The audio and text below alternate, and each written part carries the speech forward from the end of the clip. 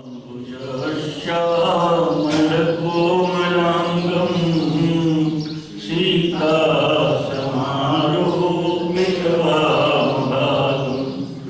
बाणौ महासायकजामजापं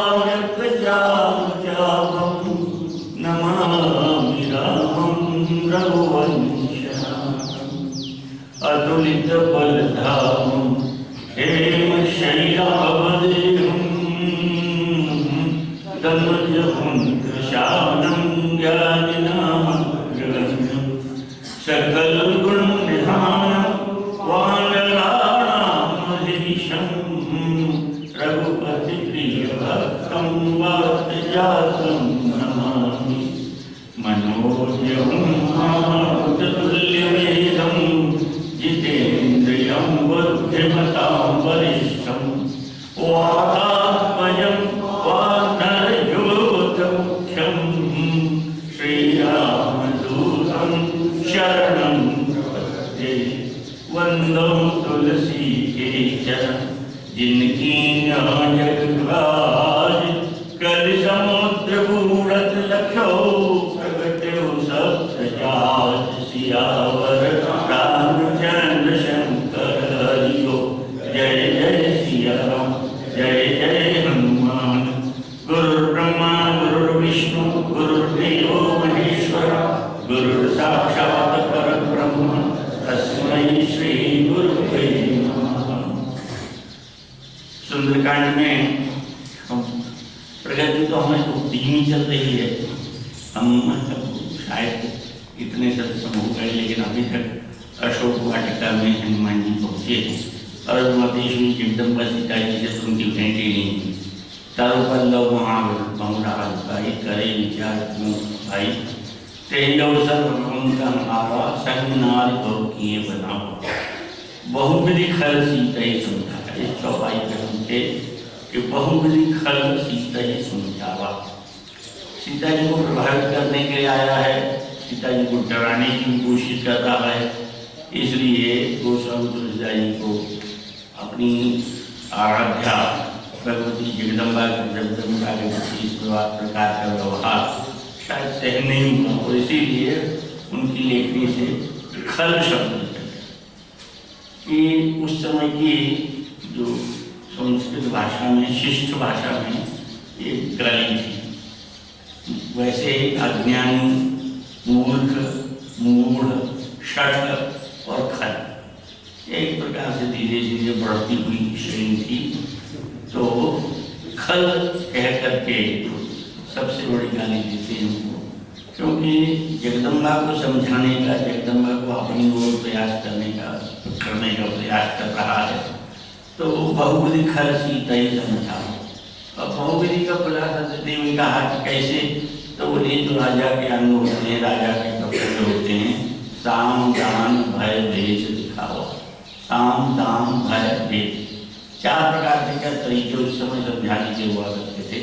साम मन मुझा, तो पहले तो समझाया सुमुखी सुनो, सुमुखी कह करके अपनी बात सुनाने का प्रयास करता है, समझाने का प्रयास करता है। और उसके बाद दाम दिखाता है। दाम में वैभव का प्रदर्शन, वैभव का प्रदर्शन संग नारी बहु किए बनाओ। जो संग में नारी आई हैं वो बहुत से श्रृंगार किए हुए, बहुत से गहने आभूषण पहने हुए हैं। मानो ये दिखाने का प्रयास कर रहा है कि अगर मेरे पक्ष में होती तो इस प्रकार से अशोक वाटिका के नीचे दीनहीन विपन्न अवस्था में नहीं बैठी होती और तुम्हारे पास भी इसी प्रकार का वैभव, इस प्रकार के आभूषण, इस प्रकार का श्रृंगार होता। तो बहुविधि ये साम दाम भय दिखाओ। दूसरा भय दिखाने का, एक दूसरा दाम दिखाने का यह भी प्रयास कर रहा है कि मंदोदरी वगैरह जितनी रमणी है वो सब तव अनुचरी कर मैं तुम्हारी दासी बना।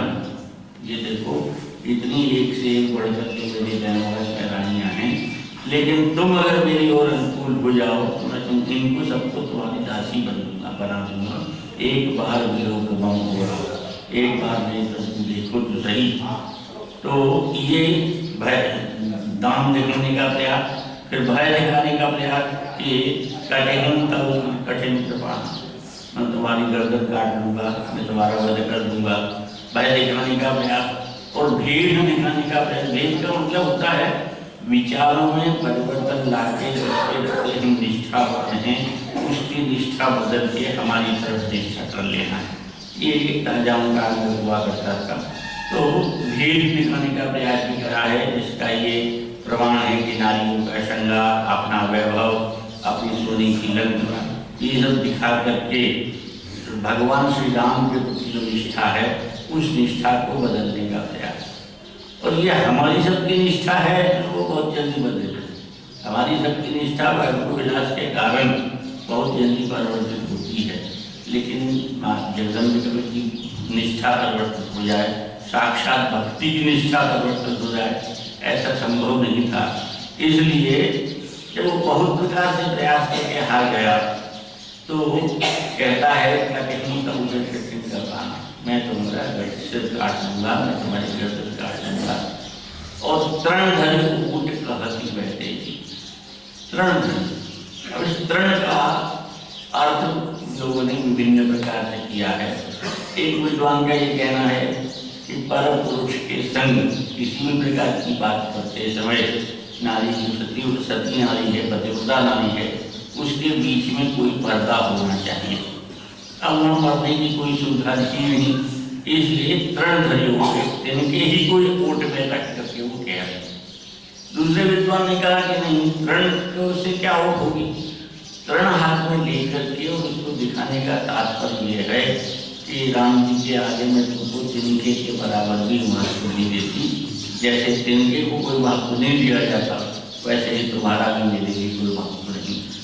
तीसरे विद्वान ने कहा कि सीता है भूमिजा, भूमि की पुत्री है, और तृण भी भूमिजा है, तृण भी घास फूस भी भूमि से ही पैदा होता है, तो सीता जी का भाई हुआ, तो वो भाई को बीच में रख करके बात कर रहे हैं। ऐसा भी एक विद्वान ने आपसे करने का प्रयास किया। तो तृण वोट कहते हुए ही तृण वोट करके कहती हैं कि जो मैं वोट वैदेही शब्द भी यहाँ सार्थक है, क्योंकि देह के प्रति जिसको कोई भांगी नहीं है, जो देह से ऊपर उठी हुई है, ऐसी सीता को देह की आसक्ति दिखाने का जो प्रयास कर रहा है तो ये ठीक नहीं है। तो तंधोट कहते वैदेही सुमिरी अवधपति परम स्नेही, साथ में याद करती जाती है जिनकी अवधपति जो श्री राम हैं, दिन रात उनकी याद तो है ही, जो परम स्नेही है।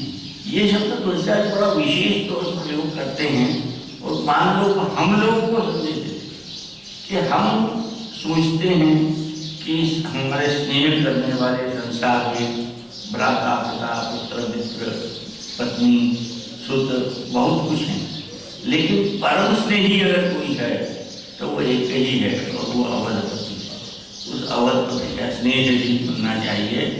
अभी हमने भजन सुना, उसमें यही कहा गया है कि माता पिता पुत्र मित्र ये कोई काम नहीं आने वाले, सब आने वाला अंत में एक काम राम ही आने वाला है, वही परम स्नेही है। तो उसका ही स्मरण करो, सोमिली अवधपति परम स्नेही, उसका ही स्मरण जीवन में करना चाहिए। और कहती हैं असमन समझ कहत जान की खल सुधि नहीं रघुवीर बान।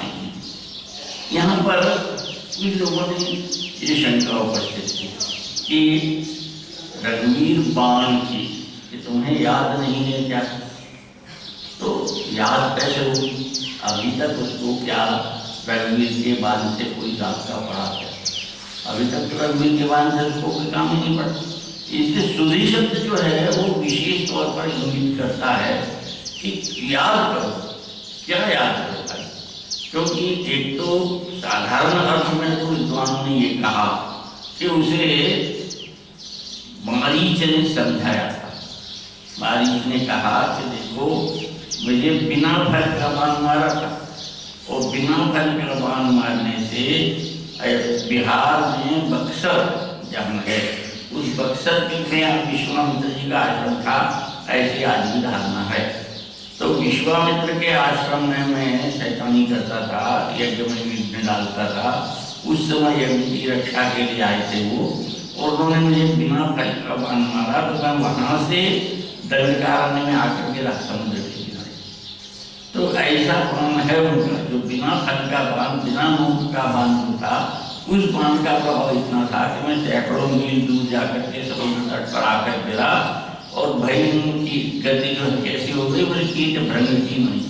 जिस प्रकार से एक भृंग नाम का कीड़ा होता है, ऐसी मान्यता है वनस्पति शास्त्र में, कीट शास्त्र में, कि वो जिस कीड़े को पकड़ लेता है उसको अपने घोंसले में रख करके और उसके आसपास इतने चक्कर लगाता है कि वो कीड़ा भी उसी के आकार का हो जाता है, उसी के जैसा बन जाता है। तो भाई मैं कीट भृंग की नहीं, मेरी हालत ऐसी हो गई है कि तब से मैं उनका ही भक्त हो गया। मैं राक्षस बने होते हुए मुझे सब तरफ राम ही दिखाई देते हैं, मैं वही दिखाई देते हैं। तो वो जो उसने कहा था उस बाण की याद करो, वो बाण अभी कहीं गया नहीं है, वो बाण अभी उनके पास है। कल सुधी ने वीर बाण की, उस बाण की तुम्हें याद नहीं आती क्या? और दूसरी ये बात जो है वो तुलसीदास जी से भी बहुत पहले, मैंने आपसे कहा था कि संस्कृत में एक मूल रामायण नाम का ग्रंथ है जो कलकत्ता के ब्रिटिश म्यूजियम जो है उसमें सुरक्षित रखा गया। तो उसमें अलग ही कथा, उसमें ये कथा आती है कि रावण का राज्य चौथा चतुर्युग तक चला। राम के अवतार के बहुत पूर्व रावण का अवतार हो गया और रावण सारे संसार को परेशान करता है रहा। उस समय नारद जी का तो काम आप जानते ही, हम सब करते थे कि नारद जी जहाँ आगमन से 9 आग लगाने के लिए पहुंच जाते हैं, तो उन्होंने एक दिन जाके रावण से कहा रघुकुल में आगे चल करके दशरथ नाम का एक राजा होगा और दशरथ के पुत्र होंगे श्रीराम, उनके हाथों तुम्हारी मृत्यु लिखी हुई है। तो उसने कहा कि अगर ऐसा है तो उस कुल का ही नाश क्यों न करते हैं। और उस समय वो क्योंकि एक प्रश्न बीच में ये भी आता है, कई बार लोग पूछते हैं कि रावण कितना शक्तिशाली था। भारत के बहुत बड़े भाग पर बक्सर में, दंडकारण्य में उसका आतंक था। उसने अपने जासूस फैला रखे थे। शूर्पणखा ताड़का बक्सर में थी, शूर्पणखा दंडकारण्य में थी। तो वो अपने राज्य के विस्तार के लिए बारी से पंगा लेता था, देवताओं से युद्ध करता फिरता था। तो ऐसे में उसने आज तक कभी भी अयोध्या पर आक्रमण क्यों नहीं किया? अयोध्या क्यों सुरक्षित बनी रही? अयोध्या पे दशरथ तो उन्होंने कभी आक्रमण करने का प्रयास किया ही नहीं। तो उसका उत्तर इस मूल रामायण की कथा में मिलता है कि जब नारद जी ने उसको बहुत पहले ये कहा था, राम का जन्म भी नहीं हुआ था, तब राम का क्या दशरथ का भी जन्म नहीं हुआ था और दशरथ के पिता अज का जन्म भी नहीं हुआ था, रघु का जन्म हुआ, रघु का राजा चलता, रघु के राजा के समय नारद जी ने कहा। तो उसने कहा कि मैं ऐसा करता हूँ कि रघुकुल को ही मिटा देता हूँ, रघुकुल ही आगे में चलने पाए, रघु का ही वध कर दूंगा। तो रघु का अगर वध कर दिया तो न उसके पुत्र होगा और न कभी राम का जन्म होगा, तो मेरी मृत्यु मिट जाएगी। राक्षसों की ये सहज प्रवृत्ति है कि वो कोशिश करता रहता है। कंस का भी हम जानते ही हैं, कंस का भी यही प्रयास रहा कि आत्म बच्चा ही न होने पाए, मैं उसका जन्म होते ही वध कर दूँ।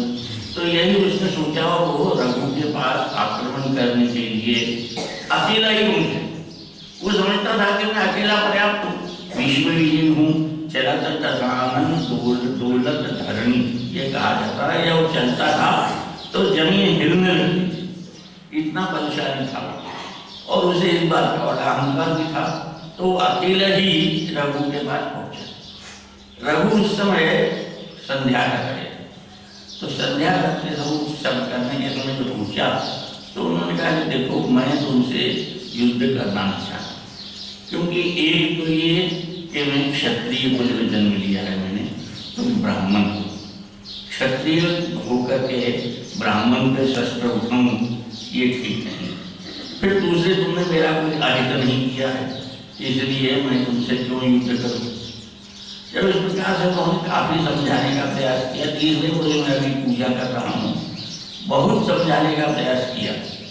जब बहुत समझाने का प्रयास करने पर वो नहीं माना, क्योंकि वो तो इसी उद्देश्य से आया था कि मुझे रघु का वध करना है, तो पूजा करते में ही उसने धनुष पर बाण चढ़ाया और रघु को मारने का प्रयास किया। तो रघु ने जो इस आसन पर बैठे थे उस कुश में से एक तिनका निकाला और उस कुश के तिनके का बाण बना करके और बंद पड़ के उसकी ओर छोड़ दिया।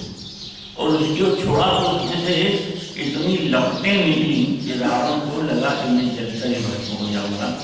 तो वो वहां से भागा और भाग करके लंका में आया। बहुत दूर तक बहुत जगह उसने जाकर के प्रयास किया कि बाण से बच जाऊं। जहाँ जहाँ भागा वहाँ वह रघु बाण पीछा करता हो। और अंत में नारद जी ने ही कहा कि जिसके पास तुम गए थे उसी की शरण में आओ, इस बाण को वही रोक सकता है और कोई नहीं रोक सकता। संसार में किसी की सामर्थ्य नहीं है जिसको रोक ले। तब जब वो वापस रघु की शरण में गया और उसने रघु से क्षमा मांगी, रघु ने अपना बाण रोक दिया। तो ये भी संकेत है कल सुनी रघुवीर बाण, उस वीर रघु के बाण की तुमको याद नहीं है क्या? उस बाण की आज भी याद कर लो। और उसके बाद कहते हैं उसी रामायण में यह भी कहता है कि बाद में जब रघु की मृत्यु हो गई तो अज का राज्य आ गया। रघु के पुत्र अज दशरथ जी के पिता, तो अज के राज्य में वो हो गया। अज के राज्य में रघु से तो पाप नहीं पा पाया, अज का वध कर दूं। तो अज का वध करने के लिए पूछा, पहुंचा जब तो अज भी उस समय समुद्र के किनारे सरयू के किनारे बैठे हुए कुछ जप करते। ये जो सात्विक लोगों की गलती स्वाभाविक ये होती थी कि जब भी समय मिलता था जप करने बैठ जाते थे। तो जप कर रहे थे तो उन्होंने भी इसी प्रकार से बना दिया, देखो भाई हमारी तुम्हारी कोई शत्रुता नहीं है, क्यों मुझसे युद्ध करना चाहते हो? और जब नहीं माना तो उसने कहा देखो एक प्रमाण छोटा सा मैं तुमको दे देता हूँ। तो सरयू के किनारे रेत में उन्होंने लंका का नक्शा बनाया और लंका का नक्शा बना करके एक तरफ का बोझ जो है वो हाथ से मिटा दिया। बोले अब जाके अपनी लंका की स्थिति देखिए। और जब वहां लंका में पहुंचा तो वो बोझ पूरा टूट करके जमीन में गिर गया जिसको उन्होंने हाथ से मिटाया। तो उसको लगा कि भाई ये तो उसका ही बाप है, बेटा नहीं ये तो उसने आम फेंका था और ये नक्शे में ही मेरी लंका वो मिटा देगा। इसने पूरी लंका मिटा दी होती तो पूरी लंका मिट गई होती। तो फिर लौट के शांत होकर बैठ गया और सोचा कि अब दशरथ के समय जुटेंगे। और दशरथ के समय फिर आया और दशरथ के समय फिर आया तो दशरथ जी लौट रहे थे सरयू तट से, शाम का समय था।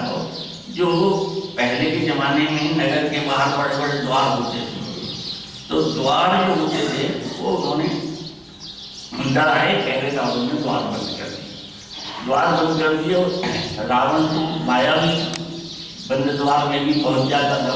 वो पहुंच करके युद्ध के लिए उसने कहा देखो सूर्यास्त हो गया है, सूर्यास्त के बाद हमारे यहाँ परंपरा नहीं है कि युद्ध किया जाए, अब इसलिए कल आना। तो कल आना जब उससे कहा तो उसने कहा कि नहीं अभी युद्ध करो। बहुत जब नहीं माना तो दशरथ जी ने कहा कि ऐसा करो तुम द्वार खोल लो, द्वार खोल के बाहर चलते हैं, बाहर युद्ध करेंगे। और रावण ने पूरा प्रयास कर लिया, पसीना पसीना हो गया, उस द्वार की सांकल को खोल दिया। तो जब नहीं खोल पाया तो उसने दशरथ जी ने कहा कि बस तो कर लिया प्रयास तुमने और तुमने अपनी शक्ति का अंदाज लगा लिया कि कितनी उनमें शक्ति है, क्यों व्यर्थ में युद्ध करने का प्रयास कर रहे हो। और आज के बाद ऐसा करो कि न मैं तुम पर कभी आक्रमण करूँगा और न तुमको मुझे तुम कभी अयोध्या का आक्रमण करोगे। हमारे बीच में यह इस प्रकार से मौन संधि रही। इसीलिए इस प्रश्न का उत्तर मिल जाता है। लोग कहते हैं कि दशरथ बहुत शक्तिशाली थे, दशरथ ने कई बार देवासुर संग्राम में देवताओं का साथ दिया था, फिर उनके होते हुए अत्याचारी रावण जीवित था, तो अत्याचारी रावण को मारने के लिए उन्होंने प्रयास क्यों नहीं किया। इस प्रश्न का भी उत्तर मिल जाता है कि उन दोनों में मौन संधि थी कि तुम इस भाग में अयोध्या में जनक में जहाँ जहाँ सात्विक राजा निष्ठापूर्वक अपनी प्रजा की देखभाल कर रहे हैं, रक्षा कर रहे हैं, उन राजाओं पर तुम किसी प्रकार से आक्रमण नहीं करोगे। तुम अपने क्षेत्र में रहो, हम अपने क्षेत्र में रहें, दोनों एक दूसरे पर कभी आक्रमण करने का प्रयास नहीं करें। तो ये जो मौन संधि हो गई, उसके बाद फिर उसने अयोध्या की तरफ रुख नहीं किया। और इसीलिए भगवान राम को जो राज्याभिषेक होने लग गया, तो भगवान राम ने राज्याभिषेक के समय यही सोचा कि अभी तक तो मौन संधि है, अगर मैं राज्यारूढ़ हो जाता हूँ और तो मुझे अपने पिता के दिए हुए वचन का पालन करना पड़ेगा और मैं कभी भी राजा के रूप में अयोध्या पर आक्रमण नहीं करूँगा और रावण का वध करना आवश्यक है। इसलिए ही वनवास की लीला रची कि मुझे वन जाना पड़े। और इसीलिए उन्होंने कहा सीता जी से कि अब मैं कुछ चरित्र करना चाहता हूँ, तुम पहाड़ तो वहाँ पर रहो, तुम अग्नि में वास करो, जब तक मैं वैसे चरित्र करना चाहता हूँ जिससे लक्ष्मण जो कुछ चरित्र चाह भगवाना लक्ष्मण हुए मरम जा। सीता जी कहते हैं, दुर्गा जी कहते हैं कि यह रहस्य लक्ष्मण को भी मालूम नहीं पड़ा, क्योंकि वनवास में जाने के बाद भी स्वयं होकर आक्रमण कैसे करें। स्वयं होकर आक्रमण करने के लिए जब कोई रास्ता नहीं दिखा और संयोग ऐसा बन गया कि शूर्पणखा रावण के बहिनी दुष्ट हृदय रावण अहिनी सांपनी के समान थी सर्जनी और वो रूप धर करके आकर्षित करने आई, तो लक्ष्मण के हाथों से नाक कान कटवा के मानो चुनौती दी कि अब तुम युद्ध करने आओ, आक्रमण करो। तो ये सारी बातें जो है यहाँ थोड़ा तुलसीदास जी ने बहुत सी घटनाओं का केवल संकेत दिया, कहीं उसका विस्तार नहीं लिखा, केवल एक आधी लाइन में, एक लाइन में संकेत दे दिया है। बहुत जो उन्होंने लिखा कि आगम निगम पुराण वेद सबकी घटनाएं उन्होंने समेटी हैं रामचरितमानस में, वो यही संकेत देती। एक वो छोटी सी बात, वो हालांकि सुंदरकांड से हटके है, लेकिन संयोग की बात है, वो मैं याद दिला दूँ। एक बार ऐसा होता है, रावण परशुराम संवाद, परशुराम लक्ष्मण संवाद, आपने सबने पढ़ा होगा। जब पढ़ा होगा तब कभी कभी ऐसी शंका मन में उपस्थित हुई कि लक्ष्मण जी बार बार परशुराम जी ये कह रहे हैं कि माता पिता का ऋण तो तुमने चुका दिया, क्योंकि पिता की आज्ञा मान के माता का सिर काट दिया और माता का सिर काट करके फिर उनको पुनर्जीवित करवा दिया, तो माता का ऋण भी चुक गया, गुरु का, पिता का ऋण चुक गया, गुरु का ऋण रहा ब्याज पड़ पड़ा। अब आनंद भलिया बोली तुरंत देवों में थैली खोली, बोले गुरु का कर्जा रह गया, तो कौन सा गुरु का कर्जा रह गया है, इसका नहीं संकेत रामचरितमानस में, गुरु का कर्जा कौन सा। तो गुरु के कर्जे की जो घटना है वो कालिका पुराण में आती है, और कालिका पुराण में लिखा कि परशुराम जी के शास्त्रों के गुरु थे भगवान शंकर। शस्त्र विद्या परशुराम जी ने भगवान शंकर से सीखी। शस्त्र विद्या जो संपूर्ण हो गई, तो एक दिन भगवान शंकर ने कहा कि देखो तुम मेरे एक साथ 3 शिष्य रहे हो, गणेश जी, कार्तिकेय और परशुराम। मैं वे तीनों की परीक्षा लेना चाहता हूँ कि कौन पूर्ण रूप से धर्मधारी हुआ है और निष्णात हुआ। तो गणेश जी तो हमारे मोदक भी हैं, उन्होंने कहा मुझे परीक्षा नहीं देगी, आप मुझे अभी पहले से कैसे कोशिश करते हैं। मुझे कोई धनुष चलाने में रुचि नहीं है और न धनुष चलाने में मुझे ये है कि मैं आपसे कोई प्रमाण पत्र प्राप्त करूँ कि मैं योग्य हो गया हूँ। तो स्वामी कार्तिक और परशुराम जी रह गए। भगवान शंकर ने कहा कि देखो ये जो सामने कैलाश के उस पार एक शिखर दिखाई दे रहा है, बड़ा ऊंचा है हिमालय का, इस शिखर के उस पार मानसरोवर, और मानसरोवर हंसों का वास है ये कहा जाता है। तो हंसों को जाना पड़ता है, इस शिखर की वजह से उनको बड़ा लंबा चक्कर लगा के होके जाना पड़ता है। तो तुम में से कोई एक बाण चलाओ और शिखर में एक छेद हो जाए, ऐसा छेद हो जाए जिसमें से हंस उस पार निकल जाए, तो उनका बहुत बड़ा उड़ने का लंबा मार्ग बच जाए। तो पहले स्वामी कार्तिक ने बाण चलाया, बाण शिखर में जाके अटक गया, पार नहीं। तो परशुराम जी से कहा तो परशुराम जी ने बगन चलाया तो वहाँ एक गोल द्वार बन गया। जो मानसरोवर की यात्रा करके हमारे भक्ति साथी आए हैं अपने यहाँ के, वो बताते हैं कि आज भी वो शिखर वहाँ है और आज भी उसका नाम हंस द्वार, और उस शिखर में गोल छेद बना हुआ है, उसमें हंस द्वार ही कहा है। तो वो जो छेद जब बन गया तो शिव जी ने कहा कि भाई तुम परशुराम पास, परशुराम जी शेष धनुधारी सिद्ध हुए। परशुराम जी को तुरंत अहंकार आ गया, अहंकार बड़ी जल्दी आता है। तो परशुराम जी ने कहा कि मैं गुरु दक्षिणा देना चाहता हूँ, आप मांगे क्या मांगे। भगवान शंकर ने कहा मैं और तुमसे मांगू, अरे सारे संसार को मैं देता हूँ और लड़कानी मेरा नाम प्रसिद्ध है, मैं तुमसे क्या मांगू और तुम मुझे क्या दोगे, ऐसा क्या है तुम्हारे पास दे दोगे। तो परशुराम जी ने कहा कि नहीं गुरु दक्षिणा तो नहीं पड़ेगी, गुरु से मैं कैसे उसे मांगूंगा और भाऊ। उन्होंने आग्रह किया तो परशुराम शिव जी को क्रोध आ गया। शिव जी का ठीक है ऐसा करो, ये जो मेरे गले में मुंडमाल पड़ेगी, इसमें 108 मुंड है, मेरू के रूप में एक सिर लेके आओ। शर्त सुन लो कि उसका सिर काटोगे जिसके पास एक से अधिक सिर हो, जिसके पास एक सिर हो उसका सिर लेके मत आओ, एक से अधिक सिर जो हो उसका सिर लेके आओ। अब परशुराम जी चले तो बड़े सोच विचार किसका सिर काटा जाए, एक से अधिक सिर वाला कौन मिलेगा। तो नारद जी तो हमारे ऐसी जगह झटपट हो जाए, तुरंत उपस्थित हो गए।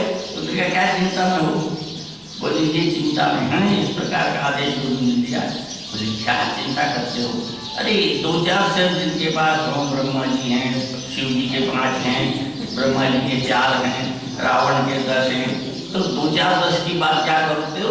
मैं ऐसी जगह लोगों को बताता हूँ 1000 सिर, बोले 1000 सिर तो शेषनाग विष्णु भगवान का जो शैया है उसके पास 1000 सिर हैं, 1000 फन है, उसका एक फन काट लो कोई फर्क नहीं पड़ेगा। 10 वाले को तो फिर भी फर्क पड़ेगा, 4 वाले को 5 वाले को फर्क पड़ेगा, 1000 वाले को क्या फर्क पड़ेगा। तो उन्होंने कहा ये ठीक है। तो वो क्षीरसागर में पहुंचे और बहुत प्रयास किया, लेकिन बहुत प्रयास करने पर भी उनकी कार के मारे शेषनाग के पास तक नहीं पहुंच पाए। वही अवतार कौन है, लक्ष्मण जी कह रहे हैं कि सब तो तुम नहीं काट पाते, अब बार बार खर्चा दिखा रहे हो कि अभी गर्दन काटना हो, अभी गर्दन काट। तो गुरु ऋण रहा ब्याज पड़ रहा, वो जो गुरु ऋण है तुम्हारा वो तुम चुका अभी तक चुकाना चाहते हो, इसलिए तो अभ्यास बहुत बढ़ गया, बहुत दिन हो गए हैं, इसलिए अब आप भी तुम काट नहीं पाओगे। तो भले ही कि दिख रहा है लेकिन चिंता मत करो, काट नहीं पाओगे। तो इस प्रकार से तुलसीदास जी ने संकेतों में बहुत बात कह दी है, खल वीर बान की ये कह करके, और सुनत वचन तुम नारन धावा सच सुनने हर जाना ही मुनि अधम निरज सच कहते हैं, कहती हैं सुने हरियाणी मुनि, भगवान राम के सामने ले आता थे, हिम्मत नहीं होती, अधम निरज बहुत सी गालियाँ देती हैं। और तब आप ही सुनी कृत्युतरम राम नहीं भान समान, परुष वचन सुनिकार हसी बोला ज्ञान। परुष मन होता है कठोर वचन, पत्थर को जिसे परुष नाम दिया गया है। तो परुष वचन सुनिकार हसी, तलवार निकाल करके बोला अति श्याम कि मैं तुम्हारा गर्दन काटूंगा ही। बिल्कुल तलवार निकाल करके मारने के लिए दौड़ा। और हनुमान जी को यही जो कथा आती है कि हनुमान जी को बड़ा क्रोध आया, उनकी आंखें लाल हो गई और सारे वर्षों वाटिका से कोई लाल दिखाई देने लग गए, तो यही उनको बहुत गुस्सा आया। लेकिन बड़ी मुश्किल से उन्होंने अपने क्रोध पर नियंत्रण पाया। और बाद में उनको लगा कि ये जिसकी भगवान रक्षा करते हैं उसको कभी कोई बात नहीं है। आप देखो कि तलवार लेके दौड़ा था, गर्दन काटना ही चाहता, लेकिन मर्दनिया ने ही नहीं पूछा। ऐसे समय में मंदोदरी में बचाया, मंदोदरी ने सब दिखाया। तो जो मारने वाला है उसी के घर में रक्षक पैदा हो जाता है। भगवान रक्षा करना चाहें तो फिर कहाँ वही रक्षा हो सकती।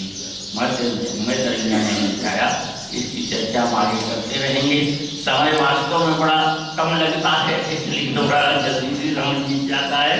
बोलिए वृंदावन बिहारी लाल।